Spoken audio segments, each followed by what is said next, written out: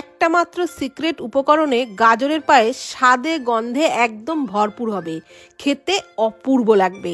তো এই পায়েস বানানোর জন্য এখানে দুটো বড় বড় সাইজের গাজর নিয়েছি। গাজরগুলোকে গ্রেটারের মিডিয়াম দিকটাতে গ্রেট করে নিচ্ছি। তো আগে ভালো করে ধুয়েই কিন্তু গ্রেট করেছি। এইবার কড়াই দিয়ে দিলাম অল্প ঘি, ওর মধ্যে কয়েকটা কাজুকে হালকা করে ভেজে নিয়ে দিয়ে দিলাম কিশমিশ।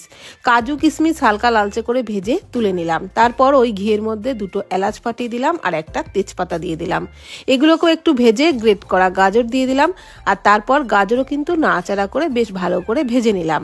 তারপর দিয়ে দিলাম 1 লিটার ঘন করে জাল দিয়ে নেওয়া দুধ, আর দুধটাকে দিয়ে ফুটিয়ে নিচ্ছি। ততক্ষণে সেই সিক্রেট উপকরণ 1 মুঠো গোবিন্দভোগ চাল আর 5-6 কোয়া কাজু আমি 1 ঘন্টা আগে অল্প জলে ভিজিয়ে রেখেছিলাম। তো সেই চাল আর কাজুর পেস্টটা একটু দানা দানা করে নিয়েছি।